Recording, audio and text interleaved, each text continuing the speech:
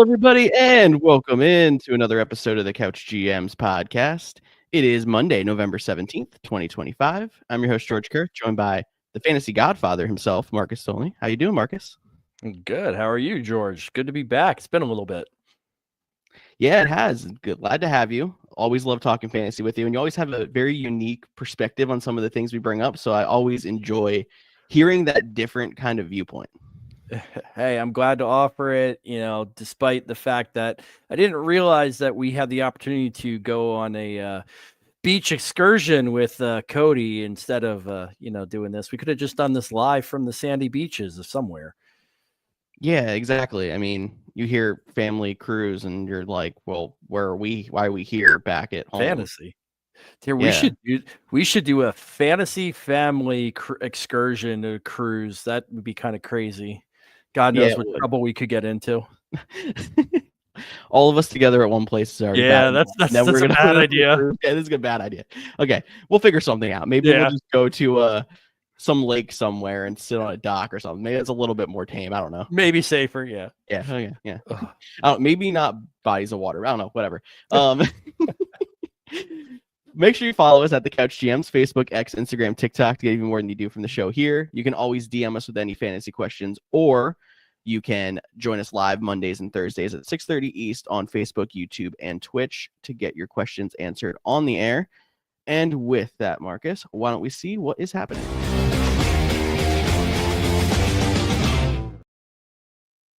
Okay, big news coming out of the Pittsburgh Steelers and Cincinnati Bengals game. We saw Jalen Ramsey get ejected for throwing a punch at Jamar Chase. He then, accused Jamar Chase of spitting on him, and everyone went into Twitter police mode and was trying to find all the replays they could to see that Jamar Chase did in fact spit at Jalen Ramsey, and Jamar Chase was given a 1-game suspension without pay. I'm expecting him to appeal. We haven't heard anything about an appeals process yet, but what is your whole reaction to the whole entire situation? Isn't this the second or third time this has happened this year? Like, for the love of God, we are grown men. Why are we spitting on each other? Like, yeah, you're supposed. The NFL is so worried. Honestly, the NFL is so worried about. They call it the no fun league, and you can't celebrate certain ways. And we're so worried about, doing violent acts after a sack and stuff like that. If you're going to go to that for such one game, in all honesty, I think it should be way more than one game. And this isn't anything to do with it being, Jamar Chase and Jalen Ramsey. It doesn't have anything to do with the profile. Just, can we teach adults? Like, we're supposed to be setting an example for kids. Can we teach adults we don't spit on each other, for the love of God? I mean, part of me questions, and I don't know if this is just a thing. We didn't see much in the way of like spitting and really weird acts like that up until this year when they started to like clamp down on the taunting rules. Do you think it's like building up more in these players and then it's, boiling over more because they have to be like, oh, I can't even step over this person. I can't look at them when I signal first down, like stuff like that? I mean, I do. I think the NFL has taken it way too far. And I understand, as I'm saying here, yes, you're trying to set an example. You're supposed to be, what do they call it? The unintentional role models. Whether you want it to be or not, you are. Kids are going to look up to you. Fans are going to look up to you. I do think it has taken it way too far. I mean, one of the most iconic sack celebrations ever, the axe chop, or, the flex, after the sack. You can't do any of that anymore. Why? It's not, I understand, the throat slash. Okay, maybe that's might be a little, but when you're not doing it at the person, if you're away from the play, God, just let these guys have fun. Like, that's you're $1 billion industry. That happened because of these celebrations. Even people who are younger in age, and I know I got a couple years on you, George. I'm pretty sure you know what the icky shuffle is. Yeah. Like, these were a commercial years after it happened. Correct. Think about Deion Sanders. Deion Sanders is probably one of the most iconic football players ever. Prime time. I mean, we watched a whole weird draft because of whether or not his kid would get picked. That had nothing to do with Shedeur Sanders. That was because of his dad. Mm-hmm. Could you imagine in this day and age if Deion Sanders played? It'd be a 15-yard penalty every time he made a play. Oh, He 100%. invented the high step. He invented the taunt, and we loved it. It was celebrated. Now it's not. I don't get that. But I mean, spitting's disgusting. Like is it boiling over? Maybe. I don't know, but I would think you can come up with something else other than spitting on another human being. That, to me, that's just deplorable. Yeah, there's no excuse for it. I don't see any way that even if he does appeal, which I'm assuming he will, just in case something happens, that anything's going to get reversed. But Yeah, I hope that they loosen up on the taunting rules at some point and just like let players have fun again. I mean, some of the most iconic things I remember, even from like more recent memory, is how many people know what the gritty is. That was all Jamar Chase and touchdown celebrations. You remember back when Tyreek Hill got the penalty for throwing the peace sign at somebody running into the end zone? Like stuff like that is like, that's harmless. But if they're gonna really clamp down on it, I feel like it's just gonna either get impossible to watch, or it's just gonna make tempers flare even more because people are gonna have to hold it in and it's gonna boil over. So yeah, it's been a few years now, but Alfred Morris, former running back of the then Washington Redskins, he made iconic, his home run swing celebration. He got flagged one time for it because they said it was a violent act. That's like I was like, okay, I don't know. The only thing that they banned that I understood they banned was back when Jimmy Graham used to do the goalpost dunk and he actually knocked a goalpost off. Like if it can something, I understand you banning it. That's all I got. Don't touch the equipment. I get that. Same thing, but anywho, there's a lot to probably come out of that game other than, just the, spit gate, if you want to call it that. Probably the most interesting thing there is, have we seen the last of Mr. Old Man Rogers? Looks like they're saying he's got a possible fracture in his non-throwing hand. But Mason Rudolph finished that game out, and it looks like the Steelers got, hit with a couple of injuries. So it's kind of curious to see where they're going to go moving forward here. Yeah, I mean, and it's interesting too, because you look at where they're at in a playoff race. They lost almost their entire lead to Baltimore. I mean, the Bengals, they kind of buried them with that win. So that was big for their playoff hopes there, but they only got one game on Baltimore. I think they still have two head-to-heads against them too. So they could lose that lead themselves. Yeah. And if you're going to be down to Mason Rudolph, like there's a reason they went out and pursued Rodgers in the offseason. They didn't like who they were able to get out of the draft, and Mason Rudolph is a fine backup, but I mean, we could see he's not a starter that's going to do more than maybe squeeze you into the playoffs with a good team around him and then lose in the first round. Which, I mean, that's all the Steelers really do, actually. So maybe I'm right on track with what they want to do. I saw something crazy. We're talking about the Steelers and changing the guard and stuff like that. I've seen quite a few posts, and this time of year, I think it's just clickbait, but about Mike Tomlin and a trade to the New York Giants and being their future head coach. And apparently there's been some like honest conversation about that. Now, I don't have any, I have nothing on authority. Other than, like I said, the fodder that's out there in the world of the World Wide Web. But I've been saying now for about 2 years that Mike Tomlin is counting down the days to his tenure end in Pittsburgh. And, I don't know. I still think Pittsburgh, despite being in the front of the division, they just seem like frauds. I mean, I know their defense has finally stepped up and played like it's being paid, but I agree with you. The best is they sneak into the playoffs, and I think they get knocked out. Yeah, even with Rodgers, I don't know if I had a lot of faith they were going to get further, but it's one of those things where like Rodgers has had the success that you don't count him out. And that's kind of where I was at with it.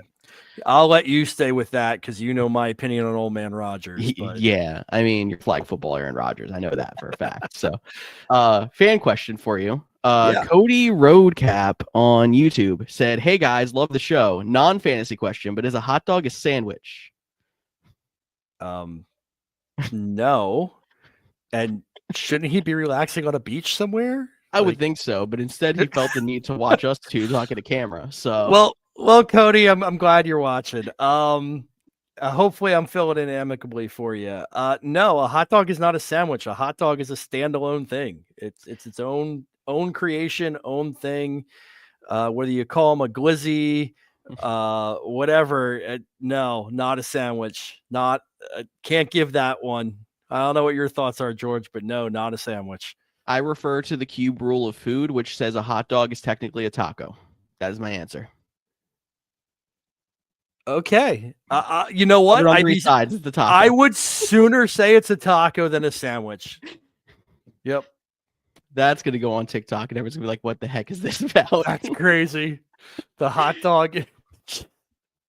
All right. Taco. We talked about one New York team. Why don't we talk about the other one, which is very exciting? The Jets named Tyrod Taylor their starting quarterback. So I guess it's the end of the Justin Fields run in New York, and it was not a long and not a great one. There's not much to talk about here, but I had to bring it up. And let's rewind that statement. You said it's the end of the Fields in New York.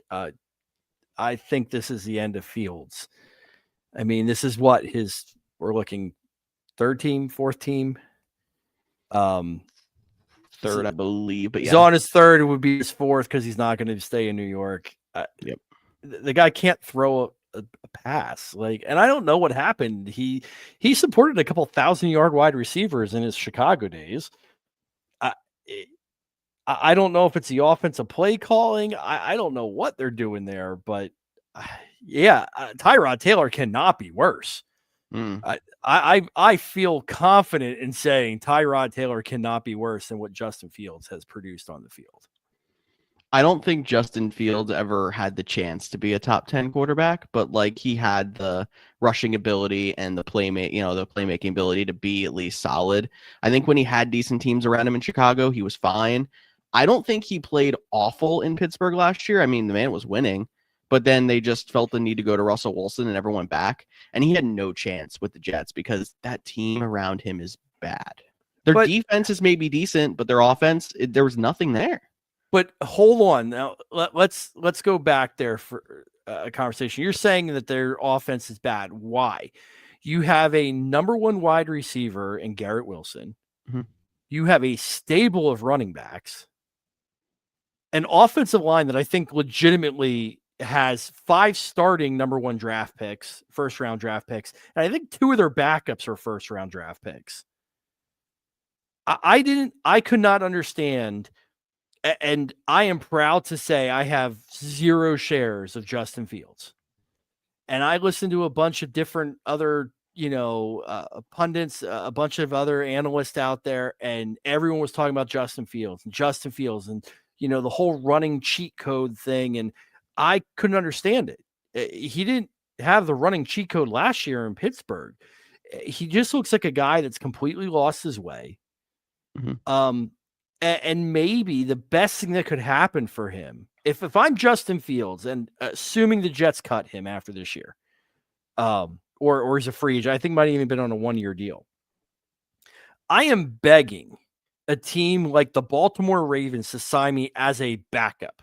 Mm-hmm. I would even tell them I would play at the league minimum, and I don't even care if I'm the third string, to just be able to be behind an elite level quarterback in a stable organization, and maybe he ends up salvaging his career in some way, shape, or form, a la like we've seen Sam Darnold, like we've seen Baker Mayfield do. But he needs to stop thinking that he is the day one star. You're proving over and over again you're not. So go somewhere, take a step back, and learn. And look, at this point, I don't think you're trying to be the next Hall of Famer or earth-breaking elite fantasy option or whatever you want to call it. At this point, you're trying to make a living for yourself. So now you need to prolong that career as long as possible, because he is on the verge of being kicked to the Arena Football League. Yeah, exactly. And there's teams out there that I think would take him as a backup quarterback.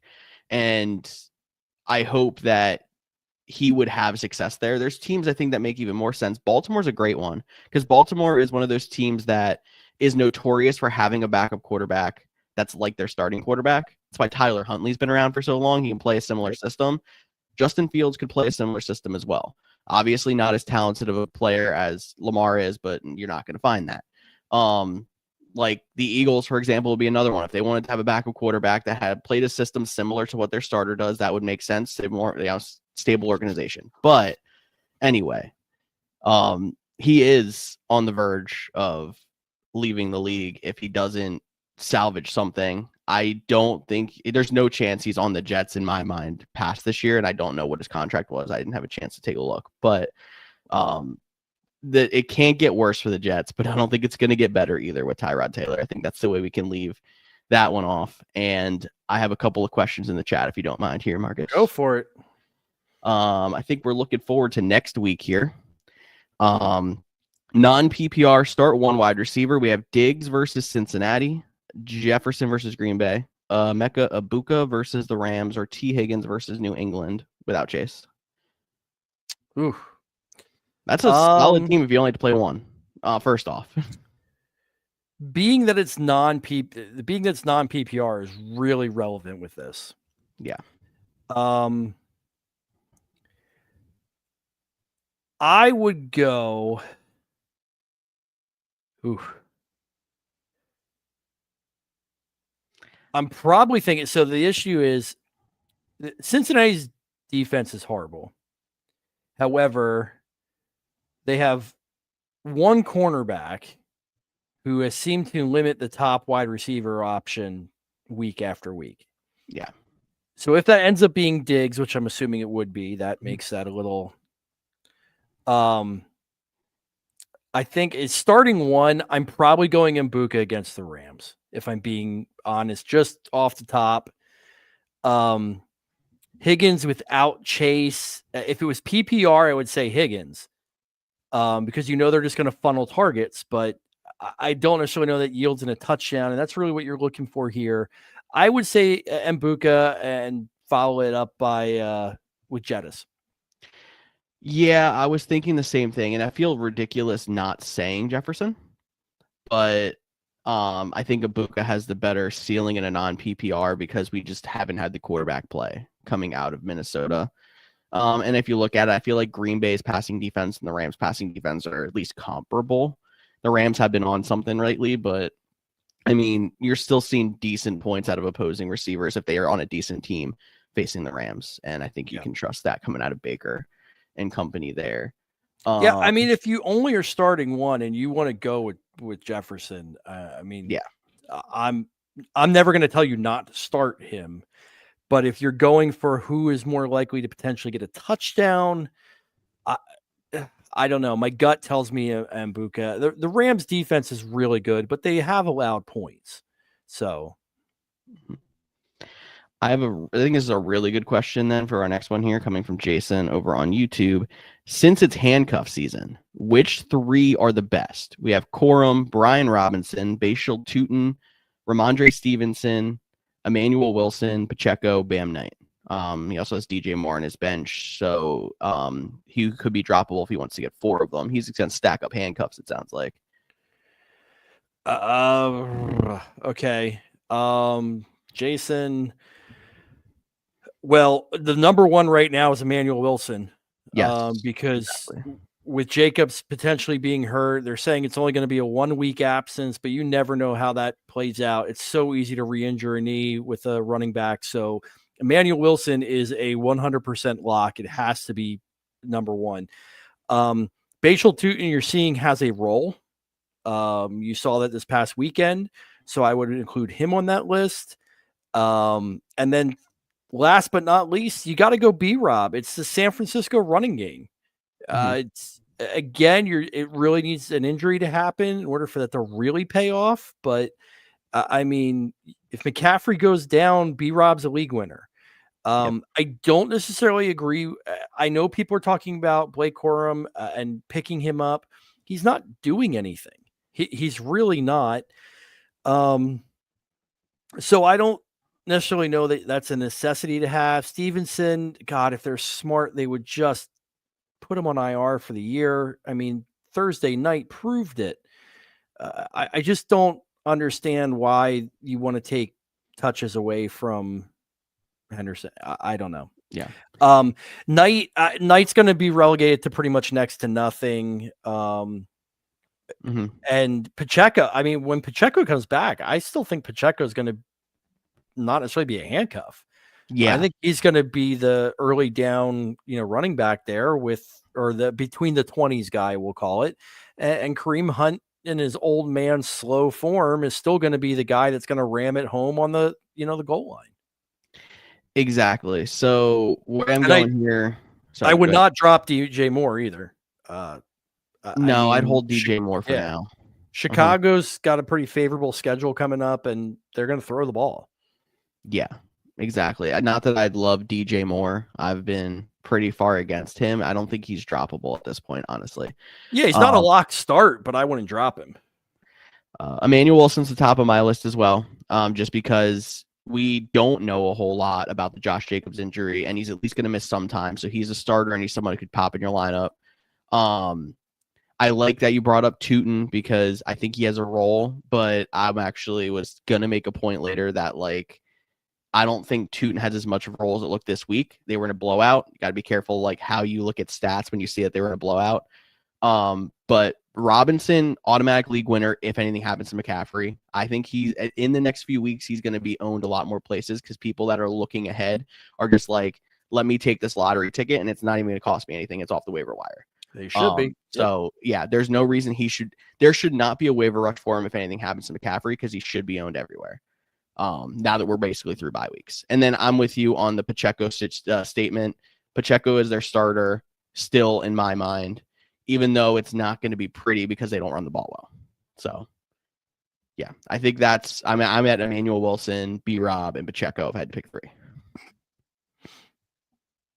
All right. Going back to, I think we're on injuries now. The Falcons got obliterated this week, honestly. Michael Penix is getting a second opinion on a potentially season-ending knee injury. This would be his 5th season-ending injury since he started college, which is not a good sign. He actually apparently was thinking about leaving football before he made his final transfer in college back in, I want to say it was 2021. So it's not looking good for him, and he's going to be on another long rehab stint. And then they also lost Drake London to a PCL sprain. He's going to at least miss week 12 and maybe more. And they're already not in a good spot with their record, so I don't think they're going to rush Drake London back either. I mean, I honestly considered wearing all black for tonight's podcast because this has been the epitome of the entire fantasy 2025 season. It's week after week. You hold your breath. You don't know who is going to be the next player to go down. And I'll be honest, there's a couple of teams out there that have navigated the, just plethora of injuries, and they're some of the strongest teams that exist out there. George, your Philadelphia Eagles are one of them, although you guys just lost Lane Johnson for a little while. Cam Jurgens late in that game too. Their offensive line's still banged up. Correct. But I mean, it's just every single week. 2025's motto has got to be next man up mentality. Mm-hmm. I don't know any other way you can get around that. Even some of the teams just in the actual NFL that have been competitive, that have been dealing with injuries, it's a miracle almost that the 49ers and the Bucs are competitive with how hurt they've been. Correct. But they are.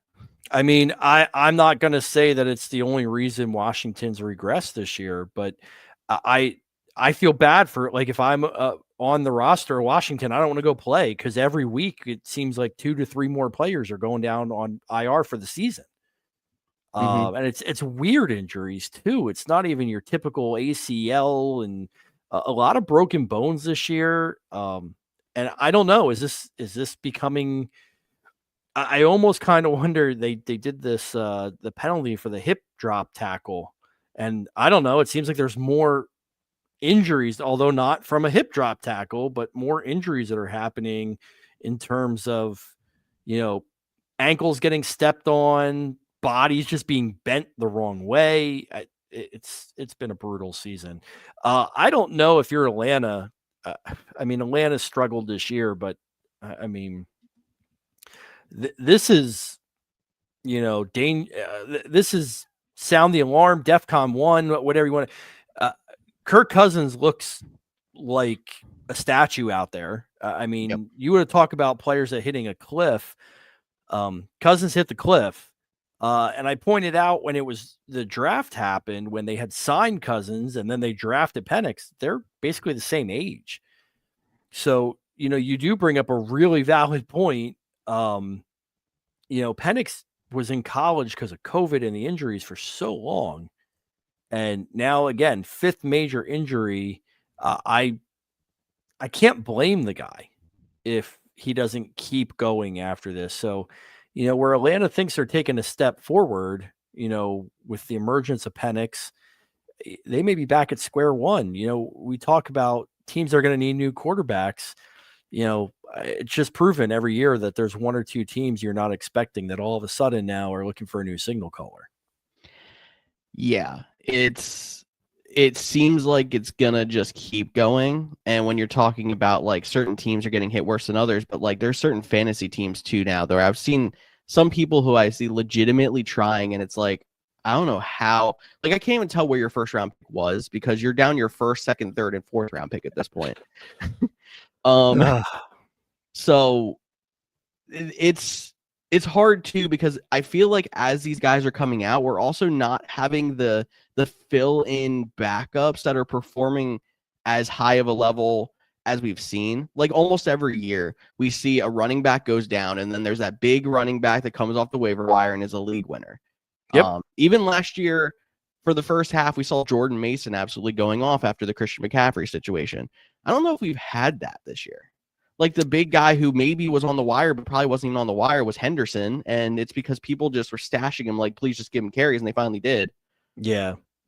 Well, I think part of that's twofold. I think we're starting to understand the hero RB, strategy where, people go after the premier wide receivers. They stack that with 4 or 5 of the, depending how many flex positions you have. And then they literally just overfill their lineups with running backs. So a lot of times when you have these players kind of emerge, they're already on somebody's roster. Yeah. And us, I guess, going back to like not having those big guys coming off of the waiver wire. Like I know I was preaching back early in the season and we just talked about handcuffs. Like just grab handcuffs. If you have an open roster spot and you're not planning ever playing this guy, take a lottery ticket. Like, correct. So yeah, you're getting to a point where somebody does go down. It's a good point. And it's like, oh, they're already 70% owned because someone took them as a shot. So yeah, and look, I know the show is designed around fantasy, so I'll speak to your audience here as somebody who is dealing with it this year. Whether you're in Dynasty, whether you're in a redraft league, it's been a miserable season. I have one league. I don't know what I did to upset the fantasy gods, but every single week I am facing these players that are just breaking out left and right and losing another player to an injury. And it's just some seasons you are going to have that happen. I always say you can be the best drafter. You can be the greatest, most diligent manager. You still need a little bit of luck. And sometimes it just does not go your way. So don't lose focus. Don't lose hope. Keep playing, keep setting those lineups, keep doing the best you can. And, there's always next year. Exactly. But while we're in this year, I'll throw another fan question up here.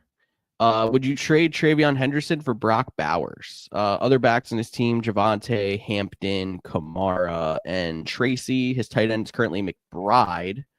So it's basically, would you rather flex Henderson or Bowers rest of the season? So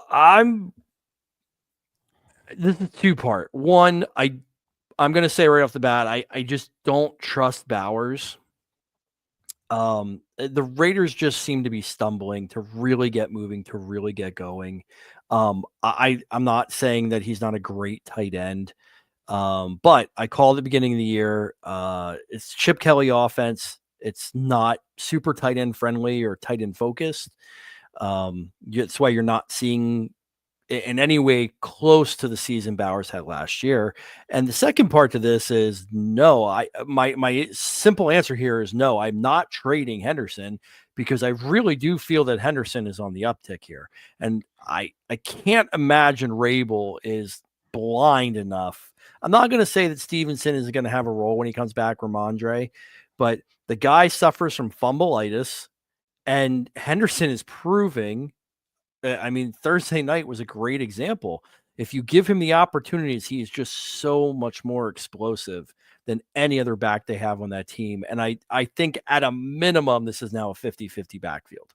So no, I am not letting go of a running back who, again, another injury happens, whatnot. He's a workhorse back, and you potentially are getting, 1 to 2 touchdowns out of him weekly. I agree with you there. You might be able to convince me if you didn't have McBride and needed someone for the tight end position. That's a good but point, I George. still don't think I would do it because I still think you're getting more net points streaming a tight end every week and playing Henderson, because I'm with you. I think Henderson has carved out a role. I hope this isn't coming back to bite me, because I feel like there was 3-4 weeks before Henderson finally got his role that I was like, why are we not using him? Vrabel, this is not Derrick Henry. Not Derrick Henry again, where it's like you wait a year and a half to play him. Like, play him. But no, I think Henderson's on the up and up. I would not do this either, as much as I am actually a Brock Bowers backer, unlike how Marcus is. So, another thing that you just brought up there, George, is a really, really valid point for people who have Henderson. Keep in mind, now I'm not saying Henderson and Derrick Henry are anyway close to the same back, but during Henry's time with Mike Rabel in Tennessee, remember, he had some amazing seasons through the month of December. Yeah. And, that could be a testament to Rabel leaning on who his main guy is and maybe saving him a little bit towards the end of the season. So you could see that coming. Again, first year, don't know. But again, you're not drafting the guy where you did. You're not paying him what you did for him to just be a straight backup. And I mean, we haven't seen Vrabel necessarily coach in a cold weather city full time before. Tennessee's not a cold weather city, but the run game gets more effective as it gets colder. It's correct. What I've seen most of the time. That's why Green Bay tries to have a good run game. That's why Philly's a run first team. That's why Washington had success with that when they had Brian Robinson there and they traded him away. But keep in mind as well, too, Rabel knows how to play in New England. Yes. As he made his career there. So no, definitely keeping Henderson on that one. All right. And then I talked about Green Bay in a run game, and they actually lost Josh Jacobs to a knee injury this week. There was worries it was going to be season ending. They had reports that it is not requiring surgery, but an IR stint is possible. Part of the reason why Marcus and I were sitting here saying, make sure you go grab Emmanuel Wilson. He's going to be the headliner of our waiver wire this week. But also, how does this affect the fantasy landscape and the Packers abroad here? I mean, it doesn't help Green Bay, that's for sure. And they needed help. You also had Love leave the game for a little while. Mm-hmm. So your quarterback's banged up. Probably their most important piece on that team, Tucker Kraft, is out for the season. And then on top of that, you now have a situation where you're dealing with your workhorse running back. I really do like Wilson, though. Not to put the cart before the horse, as we're going to get to waiver wire pickups, but I 100% would be, he is without a doubt top waiver wire pickup this week. You need to go get him because, again, we're in the home stretch at this point. Maybe he doesn't help you out for playoffs if Jacobs is back, but here's a guy you can lean on. Green Bay's had their bye. Those borderline teams that are going to have a decent waiver priority or that still have some waiver dollars left, if you're in a fab league, could get a solid shove into the playoffs, and you never know what happens once you're there. No, and again, we talk about all the time, running backs. You don't give away running backs. So Wilson's proven he can be the guy and take that load. So I'm very curious to see how he does as a feature back for Green Bay. Me too. And I mean, I know that we're kind of going long here, but there's a couple of energy. I'll just like quick rapid fire. You can throw a couple comments if you want. Calvin Ridley suffered a broken leg. He's out for the season. The Titans, I think, were down their top 3 running backs wide receivers at some point in that game last week. Kaimi Vidal for the Chargers did leave a game with a thigh injury.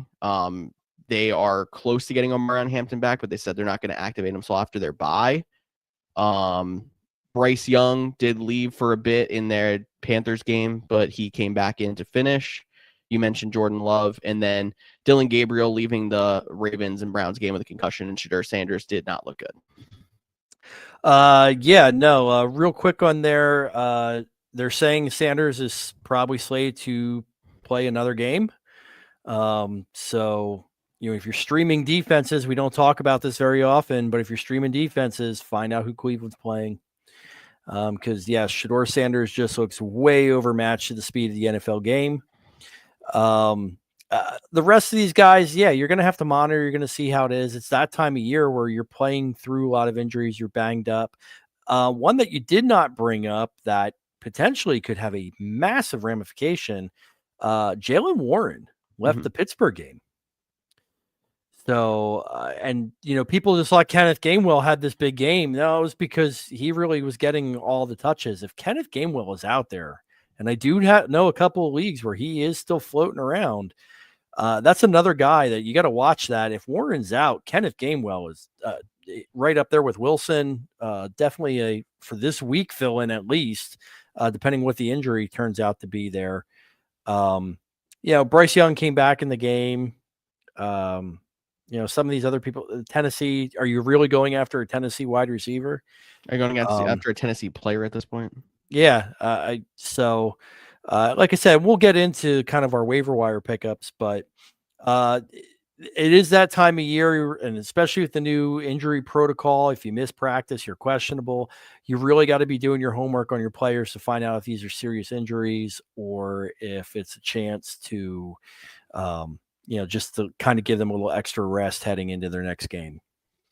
Definitely. And with that being said, if you have any questions, feel free to drop in the comments, drop in our DMs, comment on any of our stuff on social media. And why don't we go back to talking about Bryce Young right after I hit a bumper and we can do our reality check.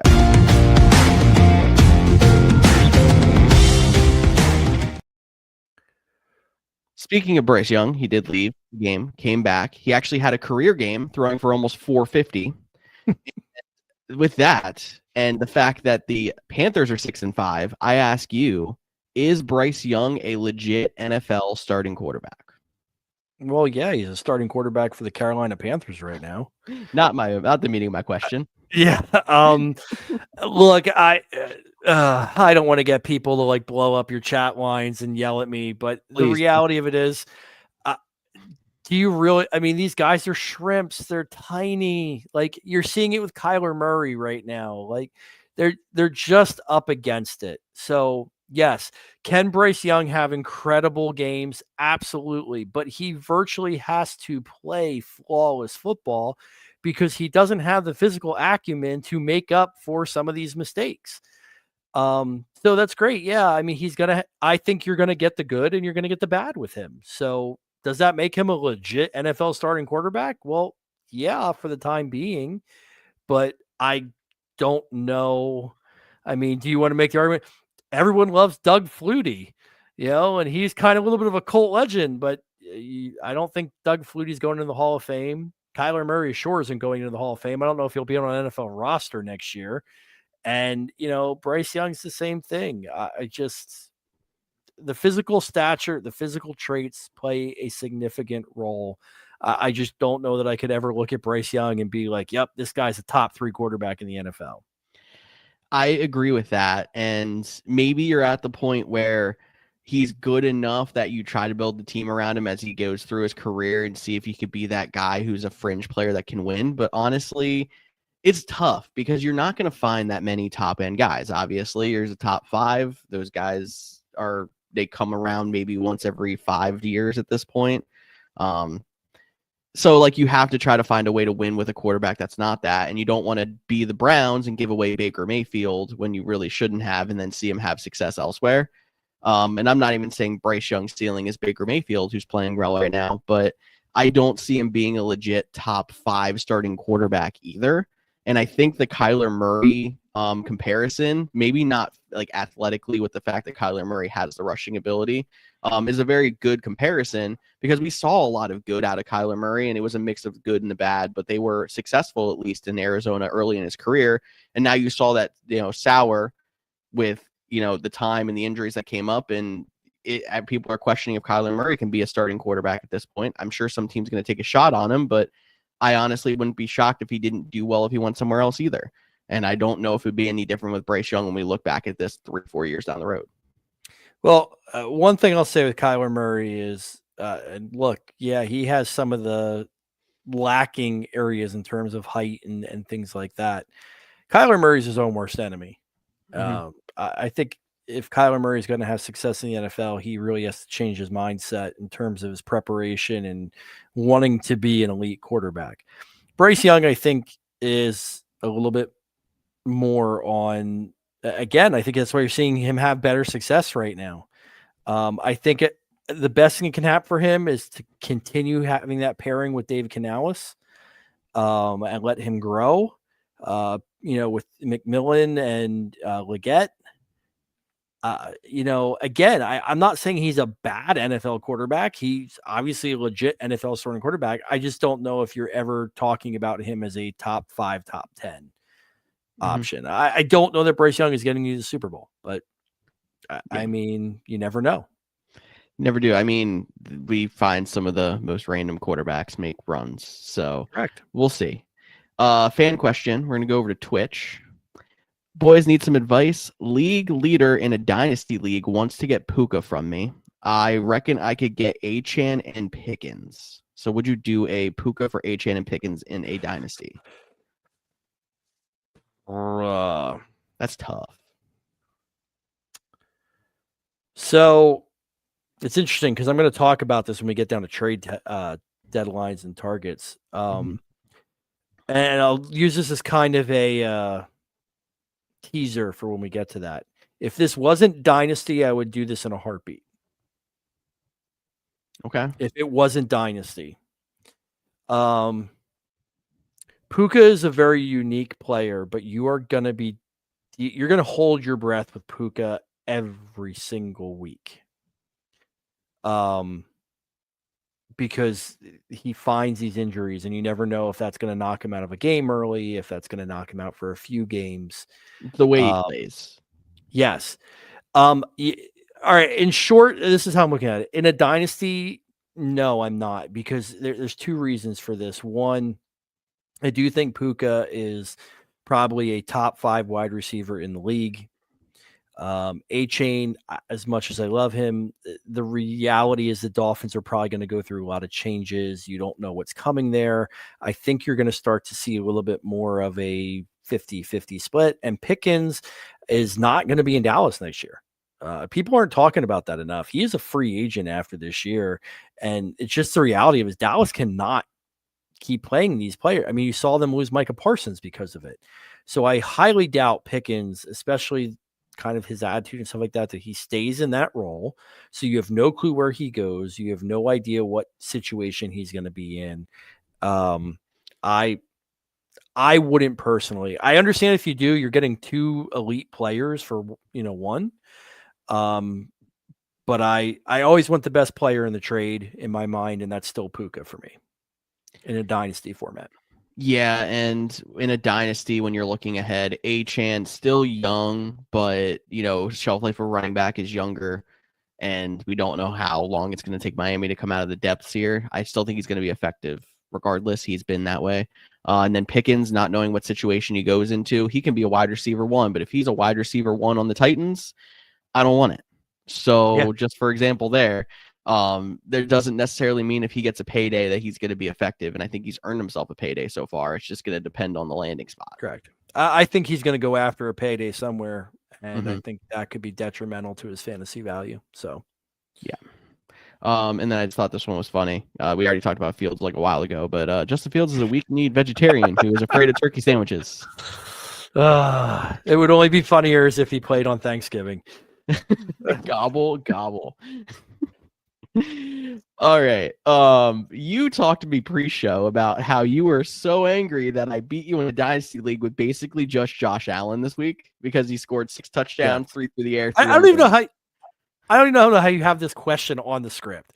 Will Josh Allen's? Yeah, go ahead. Go. I'm going to tee it up with, so in the middle of this 6 touchdown performance, Josh Allen had a situation where he's being chased in the end zone and tosses the ball right to the other team, trying to play hero ball and whatever else like he always does. And it didn't hurt him because he scored 6 touchdowns, and that's what Josh Allen does. But we see this happen in the playoffs all the time where he comes out here and plays hero ball and it costs him. So will Josh Allen's mistake cost the Bills again this season? In short, yeah. I think at some point he's going to cost them a win.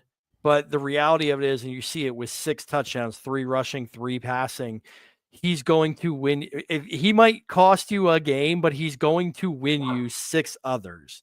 So I cannot in any way, shape, or form talk any smack on Josh Allen. Not only is George beating me in one of our dynasty leagues that we're both in, primarily because of Josh Allen. In another league I'm in, not only did I face Josh Allen, I also faced Travion Henderson, and they picked up Sean Tucker. So I have been annihilated in that league. Yeah, and that's the difference. Not only is Josh Allen literally a championship game breaker, he can give you that 6 touchdown performance at any given point in time. It's the same way for the actual NFL. Yeah, I'm not going to say he won't make a boneheaded play and try and do too much. And maybe that costs the Bills. Hopefully it's not in the playoffs. But that's what you get out of him because he is capable of being so elite and doing so many special things that, yeah, there's the possibility that he's going to have the flip side to it. Got to balance it out. Yeah. And if he went out there and played conservative ball, we wouldn't have all this fun stuff to say about Josh Allen scoring 43 fantasy points and beating Marcus by himself. But well, yeah, and the Bills would be in last place in their division because they don't really have anything else there. It is Josh Allen. It is. So. And I will say, like, my argument for I don't know if it's going to be that costs them again this year is I would argue he's not the reason they lost in the playoffs last year. He got the ball to Dawson Knox. He just didn't catch it. That's a good point. Very, very good point. Too soon for the Bills fans, though. Sorry. Hopefully Josh Allen gets over the hump this year because I feel like it's going to line up to have a potential to be that again. If not, the AFC is kind of wild this year. Who actually knows what's going to happen? The Chiefs are 5-5. It's a great time. Yeah. All right. So the Bengals lost to the Steelers this week. They now are 3-7, and they are already opened up, Joe Burrow's practice window. They're talking about getting him back in 2 weeks in week 13 for the Thanksgiving game against the Ravens. But my argument to you is, should they even rush Burrow back? Because there's a good chance they're probably out of it. No, they shouldn't.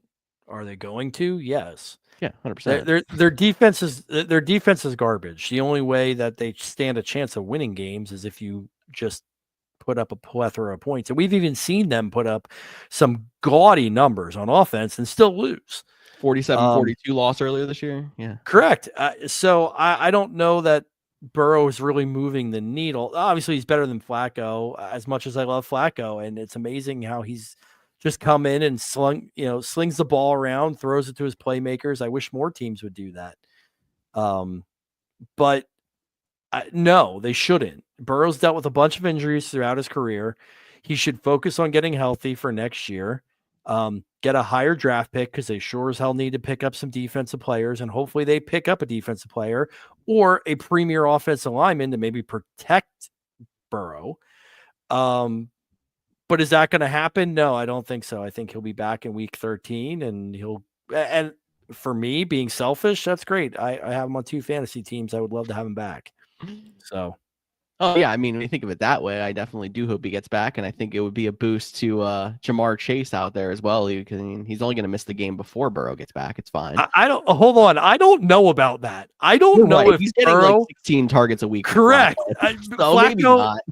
Flacco does not understand the playbook. It's just where is Jamar Chase? Throw the ball to him, which is So great it if will you're a benefit Jamar T. Chase Higgins. owner. Let me just go there.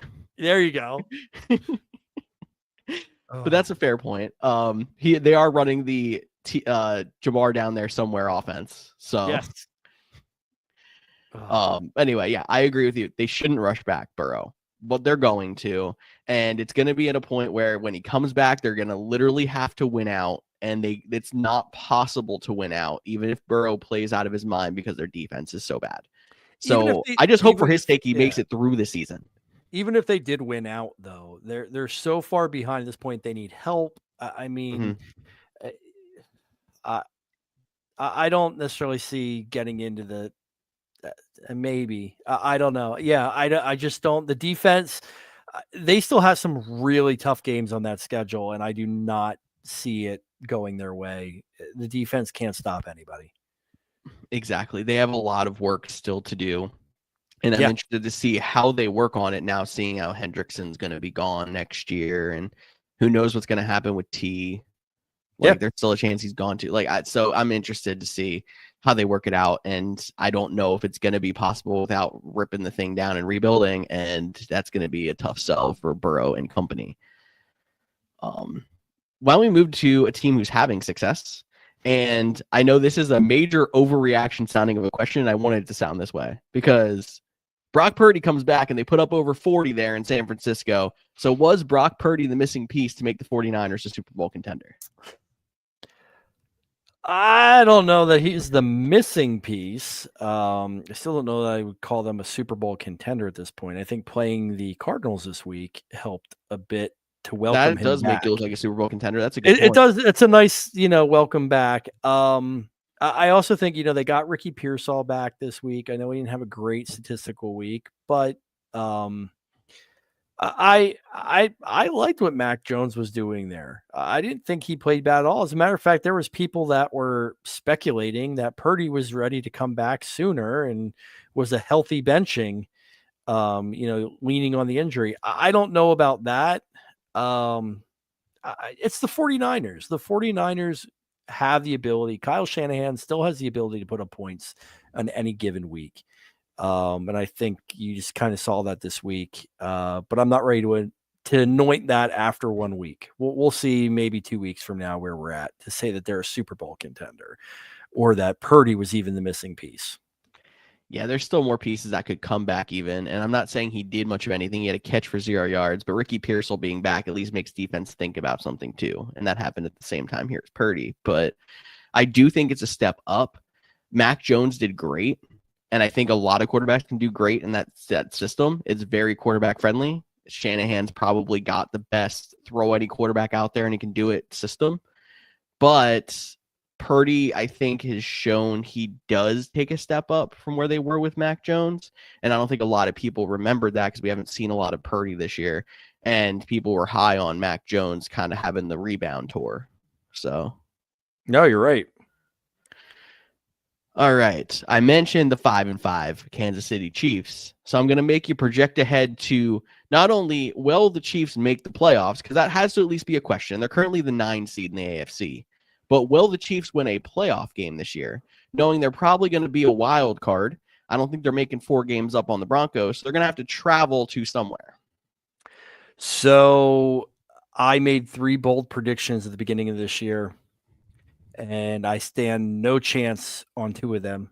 Alvin Kamara, apparently the Kelvin Moore, forgot that he can catch a ball. I really thought he would have been a check down Charlie and just raked in catches this year. Maybe I don't. Caleb Williams is doing enough right now. Maybe Caleb Williams still gets benched, but I doubt it, especially with the Bears being at 7-3.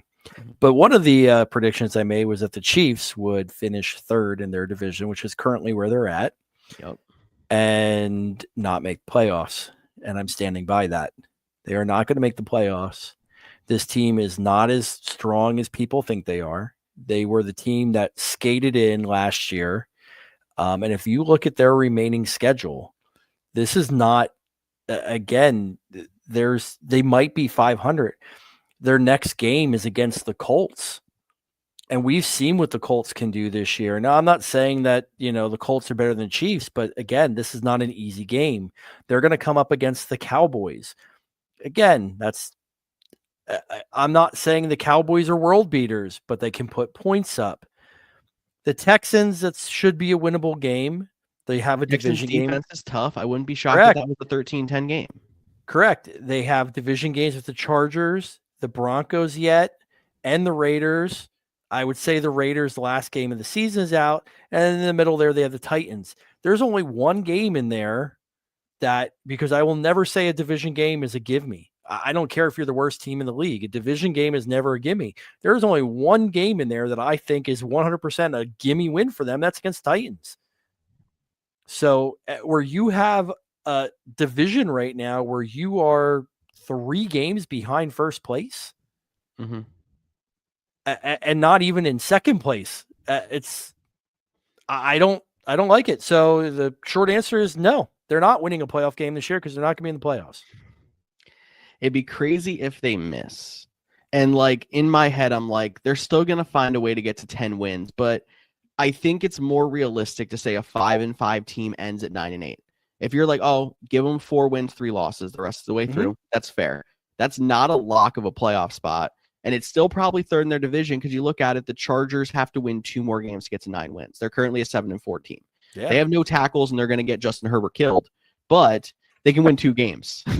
So, it's a legit possibility that they don't make the playoffs. But if you're telling me even if they do and they get the 7 seed and have to go to Indy, and I mean, if they go out there and beat the brakes off of Indy this week, number 1, I'll be really shocked. And number 2, I'll come back on this statement, but I don't see them going to Indy in a playoff game and winning at this point.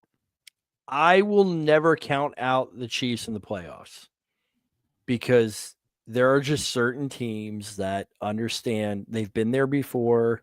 It's another level that's brought to the game. So I won't count them out in the playoffs, but like I said, I have maybe, if you give me a scale of 1 to 10, I'm at a 3 that they make the playoffs.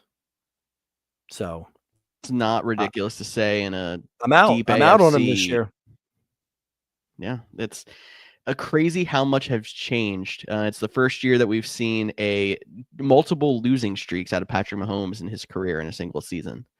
Absolutely crazy. And we're only in week 11. So yeah. Fan question here before we jump into some more fantasy stuff at the end of this segment. All right, we need some help here. It's a current 14-man PPR. I'll quickly run through the team. Quarterback is Baker. Running backs are Genti and Kamara. Receivers, Puka, Olave, and Azay and Johnston. Laporta and Fannin at tight end. He was offered Puka and Kamara. He'd be trading away to get Saquon and Nico Collins.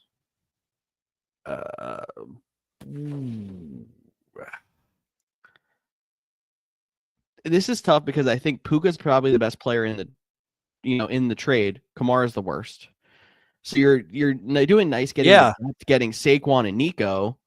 Nico's been turning it on a little bit. I feel like Saquon can't be this bad forever, but it's definitely not world beater Saquon from last year. So I'm going to put it out this. I said earlier, I always want to have the best player in the trade. For me, that's still Puka.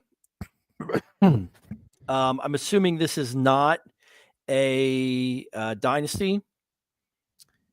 So I will go with, although Saquon always makes me nervous, because you saw it in the game against Detroit. You thought he had a touchdown with him. He ended up being a couple inches short, and there is no other option. He is not going to get the touchdown there. It's going to be the tush push. It's going to be Jalen Hurts. Mm-hmm. I think that can hurt you. However, Kamara at this point, any given week is a 0. Yeah. So in this case, and it's going to lead us into, this is a beautiful question, lead us into our next segment, George. I am taking this deal. If this is a redraft league, I am taking this deal. I am going for Saquon and Nico Collins. I think that's going to give you the better chance to win down the stretch. If I'm hedging my bets, if I'm looking at constructing my team, that's the direction I want to go. I agree, and I didn't think I would, seeing as Puka beater earlier in the year, but I don't think it's quite as dramatic now. And so we're kind of seeing a regression to the mean out of Puka right now. But on the flip side, Saquon, at the worst, he's how he's been so far, which is still a top 15 running back. And at the best, he comes back towards where he was last year. And I think he's going to be solid down the stretch and reward people for waiting on him. So, yeah. Cool. So you said this is a good transition into our next question. So fantasy trade deadlines are approaching. I think Sleeper's generic trade deadline is this week, this Thursday. All the leagues that you and I are involved in on NFL.com are actually next Thursday. So we got a little over a week here. So who are you looking at as some buys and sells that you like in fantasy here down the stretch of the trade deadline? So I'll say for redraft leagues, and I kind of have hinted at this, one of the players that I'm going to hedge my bet on and I'm going to try and sell high. And people may think I'm crazy. I'm going to try and move off of Puka Nacua. If I have him and if I can get him out there, and I'll be honest, early in the season, I was trying to buy. It was stable. It was catches. The fact of the matter is you've seen it year after year. These little injuries get him nicked up. These little injuries are a problem for him. The worst thing you can want in your playoffs or down the home stretch is to be in that championship game and for him to roll his ankle or whatnot. And you see it happen a lot. And I know that can happen to any player. But there seems to be a little bit of pattern with Puka Nacua, and this is a guy that has volume, or has value to him. So that's one player that if I have in a redraft league, again, not necessarily in a dynasty, but in a redraft league, I'm trying to move him. Players I'm trying to get, I think it's a great opportunity right now to buy on Justin Jefferson. I do have hope that JJ McCarthy kind of gets together and starts to put things together a little bit better. And they have a super, super weak schedule towards the end of the season. So yeah, if I'm able to pick up Jefferson again, I'm not trying to overpay for anybody. A good fair trade should be you're balancing it out. So, if you have, you can give somebody some running back help to get, a player like Jefferson, that'd be great. This trade that we just had, I thought was a great, trade. Yeah. On surface, Puka's the best player in that deal, but like George said, Kamara by far is the worst. So, you're getting the 1 and 4 and you're getting 2 and 3 back. That's, a pretty fair trade. And in that case, I'd want to be on the side with Nico Collins. So yeah, those are two of my, kind of ones that I really kind of like. In terms of other positions, it's tough. It's tough to trade QBs and things like that. Running back's the only other one that, I'm a big Travion Henderson. If I can grab him, I'm grabbing him right now. I think you're going to see another possibility of one that might even be out there on waivers. If he's not on waivers, you might be able to get him cheap. I'd try and stash Chris Rodriguez from the Washington Commanders. I think he's going to get that kind of first look back right now, at least in the early stages. And all signs are pointing Jaden Daniels is going to be back. So is Terry McLaurin. I don't know that I love that. I'd love for them to get healthy too, but they're going to be back after the bye. So I think you're going to see some opportunities there and go from there. I think those were all some good names. That was good. I'll throw a couple at you and let you react if you'd like. Sure. So I actually have a sell right now on Deebo Samuel. One, because right now they're inconsistent and bad schedule coming up. It doesn't help when Terry McLaurin comes back. Even if they get Jaden Daniels back, I don't think it gets better. It could stay the same. So I think you're kind of at a high on value on Deebo Samuel. I don't think you're going to be able to get a lot out of this one, but I wanted to mention Ken Walker got a touchdown. Sell him now. Yeah, I know. And I didn't start him. So I did because I was so banged up / injuries. I got lucky. Sell him now. And then some buys. I like trying to buy RJ Harvey right now because that was a very underwhelming like debut as a starter for him, and it was a tough matchup. And even though there's a weird split, you can maybe talk him down like, oh, they still used all these other guys that who even knows that name. Like what, Jaleel McLaughlin? How long has it been since we heard Jaleel McLaughlin? But I still think RJ Harvey's going to be a solid running back down the stretch, and this is a pretty cheap time to buy him. And then Travis Etienne, because I think people started to get the big name this week, Spatial Tootin. He had 15 carries. He did really well. It was a blowout, and there's still a lot of touches going to Travis Etienne. So maybe a cheaper, like bottom end RB2, if you really are weak at running back, you might be able to get for a decent price right now. Yeah. So a couple of those I'll touch on. So Deebo Samuel, yeah, totally understand your rationale on that. The only place I would caution you on in terms of there is Washington doesn't have any other wide receivers. Like, I'm not kidding. Lose like, Luke McCaffrey. They literally, Luke McCaffrey, Jalen Lane, Traylon Burks, who they just retreaded from the Titans, got hurt. Like, they literally have. Is that why I've seen Robbie chosen? They still haven't elevated him from the practice squad, which I don't know why. I actually think I could probably go down there and catch passes for him because they're that desperate for anybody to catch a ball. So in that concept, we talk about opportunity. Deebo Samuel, I do think is going to be a big opportunity. You might be able to use this in your trade negotiations. Because I don't know that you want to be in on that team. Washington just has some. They really did. They regressed this year. I'm hoping it's just because of the injuries, but they are beaten and battered. The other one that I want to talk about that you brought up, really, really good point there, is RJ Harvey. I don't know why Sean Payton hates running backs. I really don't. Like, I don't get it. I don't understand why. Did you like Alvin Kamara because he was more like a receiver? I don't know. I really don't. But I mean, it's this whole concept. And look, RJ Harvey, it is a good opportunity because I do think he's going to get more of the opportunity, but I don't think it's going to be a bell cow situation. So be prepared to be frustrated there. One name that I'll put out there that's coming back from injury that people may have lost some of their luster and shine for is Omarion Hampton. Mm-hmm.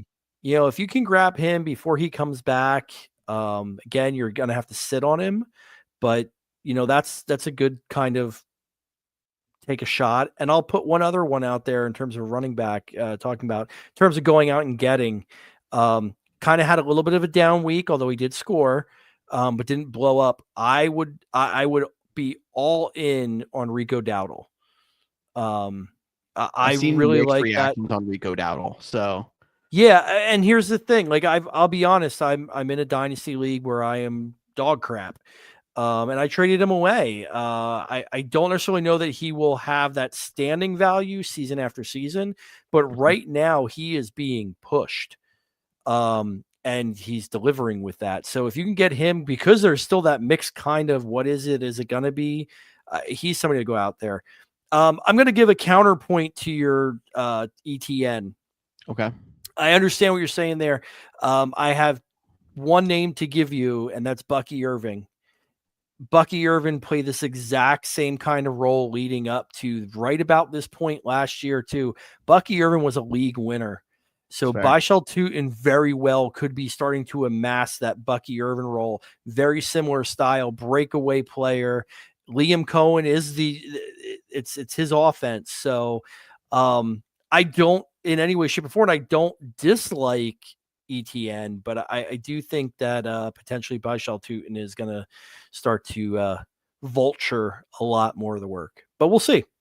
It's curious to see which one of us is right in our assessment there, because you're right. It was definitely in a blowout game, but that's also how it started for Bucky Irving too. It's very true. I mean, that's a good point. And the only argument I got back at you is Rachaad White was bad. Travis Etienne has not been bad. Rachaad White's still bad. There's a reason Sean Tucker had all those points this week. Correct. Well, and the Bills' run defense. So touchdown, well, that too, but he was so touchdown dependent. And it's amazing how many times Cody and I got beat up on social media for saying sit Rachaad White because he had 20 yards and 3 touchdowns. Yeah, no, I picked Tucker up in 2 leagues, and I'm glad I did. That's so. We And are I going long here, Marcus. I So know, I'm and I gonna think that takes us into our waivers, though. So yeah, it does want to here. So touch base on that real quick. I think I actually have a button. So if I can find this wherever, there we go.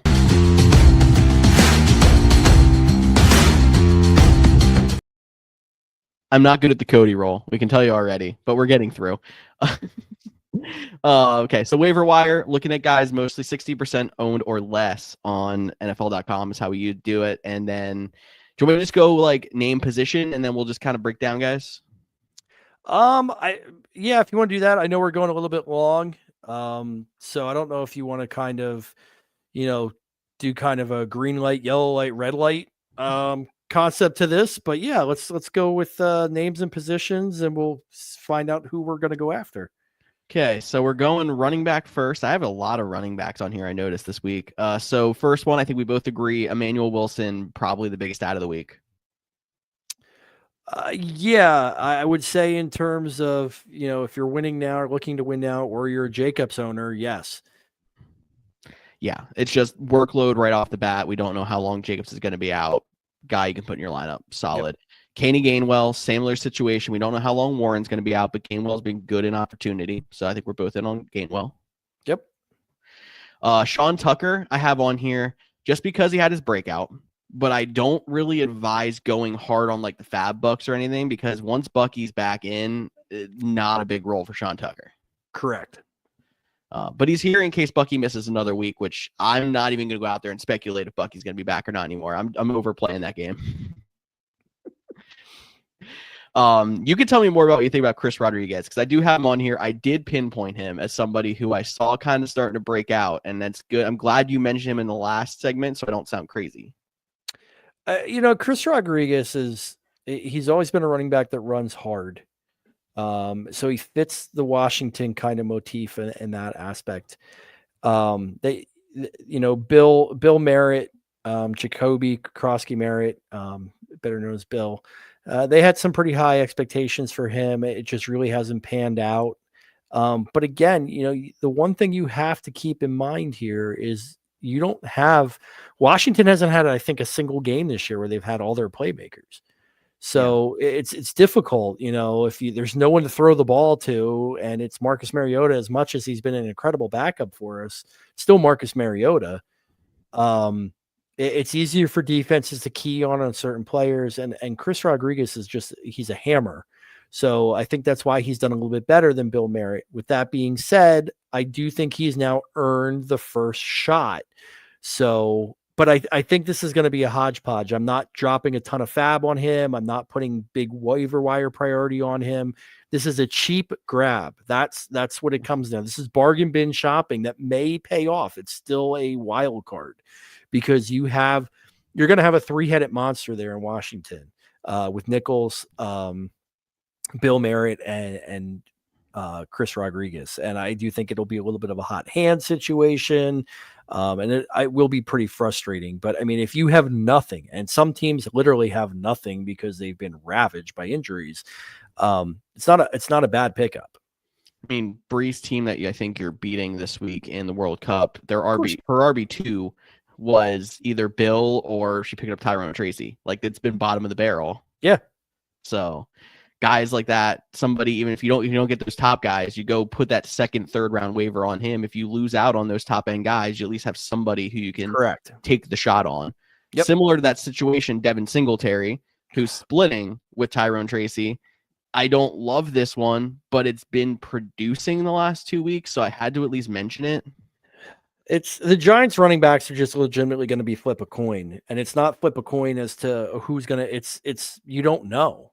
I guess you can call it a 50-50 split, but it's not even a 50-50 split in terms of a defined role. It's not like one's the pass catching back and one's, the Giants to me right now are just kind of an identity-less team.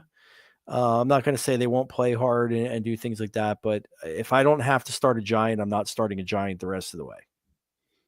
Yeah, the only person I might make an exception for is Theo Johnson, because he's a tight end.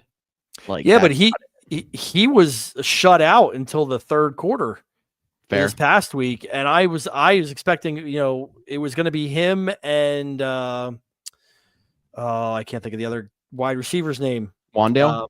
Wandale Robinson. Yep. And you have Jameis Winston, who all the guy wants to do is throw the ball. I was like, all right, this will be great. This will be a bonanza.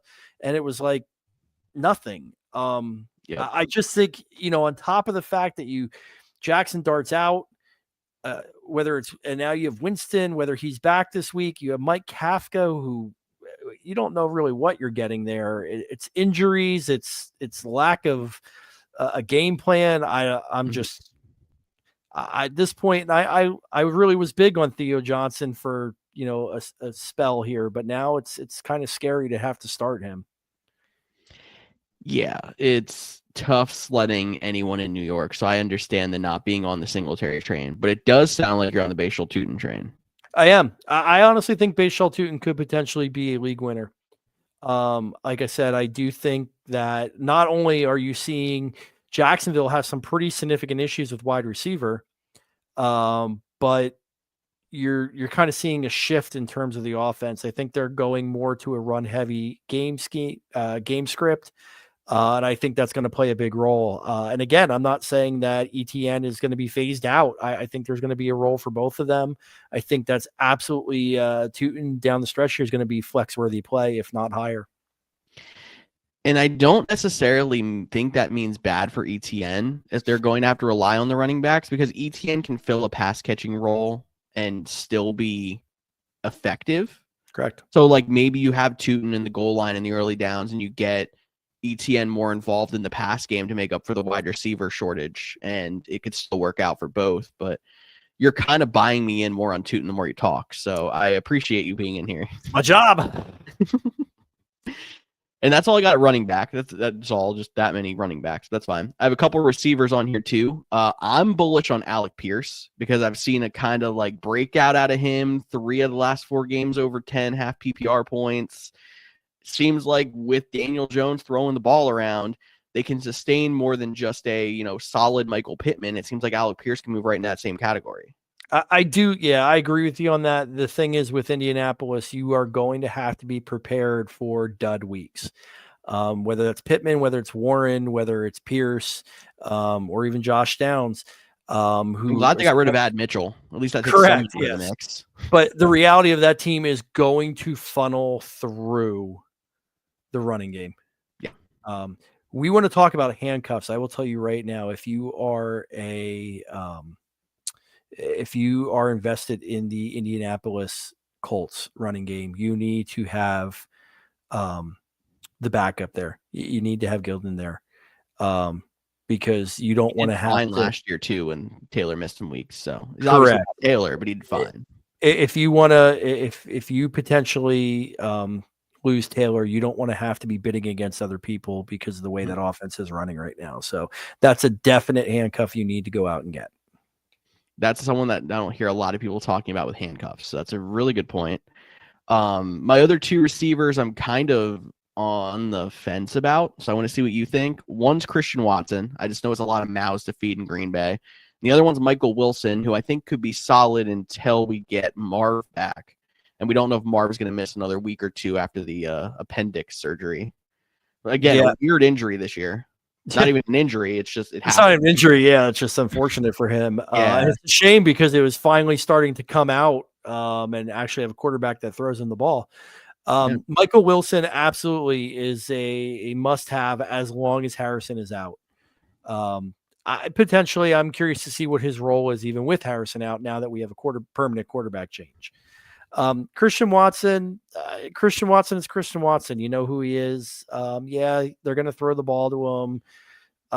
But he's a big play guy, which I guess they all have that same. I guess if you're kind of in a bad situation or you're desperate, you go after that. I just have a hard time putting faith in Watson because at any given point in time, he's a hamstring pull away to missing 3-4 weeks. So I don't really want to drop. Again, if I get him for free, great. But if I got to give up Fab, or if I got to give up waiver wire priority for him. I'm not going there. Another name, that's kind of in that same concept is a Darnell Mooney. Um, yeah, it's you've lost London now for a couple weeks, but again, Kirk Cousins is throwing to him, and it's on a Falcons team that can't do anything. So again, if you get them for free and you need it, that's great. But I'm not emptying my fab budget or potentially giving up my waiver priority to go just grab him for the sake of grabbing him. Yeah, that's kind of how I am with the wide receivers this week. It's like see who falls through the cracks and then pick up your guy you want to take a shot on, except for maybe Michael Wilson. I think if you're desperate and need a play for a week or two, I think you can pull that out. And then Alec Pierce, I think, has a role. But the running backs are where I'm putting a lot of my waiver focus on this week. Whether it's getting the guys that are going to be out there for at least short term or taking the shots at the guys who have some chance at long term value like Tootin or Rodriguez. Yeah, and look, get in the habit too. Like it's always great to go get the hot name, but you still have some buys coming up, and while you're dealing with buys, like sometimes people drop really good players. Go get them. Go get them after their drop because that waiver run will run before the following week. So sometimes you can really build and solidify your team based on the moves other people make, try and be ahead of it. As soon as I heard that, Harrison had the possible issue and was going to miss a game, this is before he even needed surgery. I went out and I grabbed Michael Wilson right away. That paid off huge for me in one of my leagues this week. So you really have to be proactive on it. You can't just be reactive to the games people are having. You got to be able to look ahead. So when we talk about these handcuffs and things like that, you need to be making those moves now, or you need to be looking at what your bye week situation is for 2 weeks from now to see possibly how you can help yourself out. No, I mean, great example of that too is my team in the Couch Gems World Cup. I drafted Kyler Murray and didn't take a backup quarterback. So there was a time in the middle of the year where I was playing Joe Flacco. I ended up with Sam Darnold after injuries cleared up and people had to drop people for bye weeks and such. My quarterbacks are now Dak Prescott and Brock Purdy. Oh, damn! I've been all year. A bold strategy there, Cotton. I'm glad it paid off for you. I don't know how I did it, but I'm in the best situation I've been in all year, and I'm not complaining. No, and you're in good shape there with those two. I'll find the matchups and I'll be fine. Oh, geez. So talking about Dak Prescott, that boy's got a game yet tonight. He does, and I need him to outscore CeeDee Lamb by 7. What are my odds here, Marcus? Ooh, I think pretty good. Well, I'll do the average points come say it's going to be pretty freaking close. So. Yeah, the average points say this. I'll give you a 55% chance. I think you stand a pretty good chance to do that. I just need the touchdown to go to Ferger Pickens is the way I'm looking at it. Ferg. Yeah, that's fine. And honestly, they've been more active in the touchdown game anyway than CD. Yeah. So I think you got a pretty good chance there. I definitely think the Cowboys are going to put up a lot of points tonight. I know the Raiders are barely getting. Last I saw, I thought it was 3. Your notes say 3.5. But I mean, I don't see any way, shape, or form the Raiders keep up here. So maybe I'm wrong, but I'm say the Cowboys win this one easy. I would agree. But I do think the Raiders put up points, which is why I thought it was funny in his last hurrah before he went off on his cruise ship and floated away. Cody said last week I had to pick a start for the Raiders, and I have to pick. If he said I had to pick somebody, I picked Trey Tucker, and I'm like, it's not bad because the Cowboys' defense is not good, and someone's gonna get some touchdowns for the Raiders. I think Genti has a shot, Bowers obviously, Tucker there's going to be something to go around, but if you told me it finished 40-21, I wouldn't be shocked.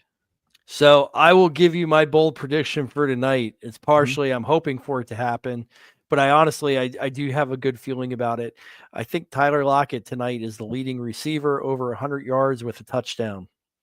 Ooh, so take your DFS lineups or maybe put that anytime touchdown bet on Tyler Lockett, according to the fantasy godfather himself over here. Tyler Lockett tonight. Mark it. One more question before we get out of here. Yeah. Dustin, if you're still here with us, appreciate it. I know you're hanging around. I was saving this question for when we were in the preview of tonight's game. He's up 69. Nice. And has Genti, and he's facing Genti, Bowers, and Javonte Williams. What do you think his chances are? I don't know if it's a PPR. Yeah. If it's not a PPR, I'd say I'll give you a 69% chance of winning. We're such children, but I love it. If it is PPR, I still give you a slight edge, but I would drop it down to about 55%. Because I can see Giante, Bowers, and Williams all putting up right around 20 points tonight. But this is gonna take probably a touchdown or more from each. So I think you're in pretty good shape, Dustin. I really do. I'll be honest. I think you stand a great chance of this one, especially. I don't foresee them being able to put all three of those up, that type of number. So yeah, I think you got this one. You got better than 50% chance, no matter what the standings are. But for argument's sake, let's just say it's 69%. For argument's sake, I have to agree with you just because it's funny. But I think you're helped by, even if it is PPR, it's 2 running backs and not 2 receivers and 1 back or whatever. Correct. And then the other thing is you have 2 guys on the Raiders side who we both agree the Raiders are going to score some points. But if you have 2 people on the Cowboys side and 1 Raider, I think you'd be in a little bit more trouble. Yeah. And I mean, Williams isn't a pass catching back, really. He doesn't catch a ton of them. Same thing with Giante. I mean, there's a couple there, but I'm not expecting like 6 or 7 receptions from either of those guys. Bowers might, but I don't necessarily know he scores. It's just your opponent's got a hell of an uphill battle. So I think you're okay, but I mean, just hope that none of these guys go, crazy tonight. Exactly. Thank you, Marcus. This is always a fun time, and we always go over. We have such great conversations, which I really appreciate. But it's been a blast. And anytime, man. We'll definitely have you on again, and we'll put it on a week 16, and you and I can settle our ETN versus Tootin bet or something. Sounds good. Sounds good. I'll bring it back. We'll circle at the end of the season. But anyway, I'm going to hit the music, and thank you everybody for listening in to another episode of the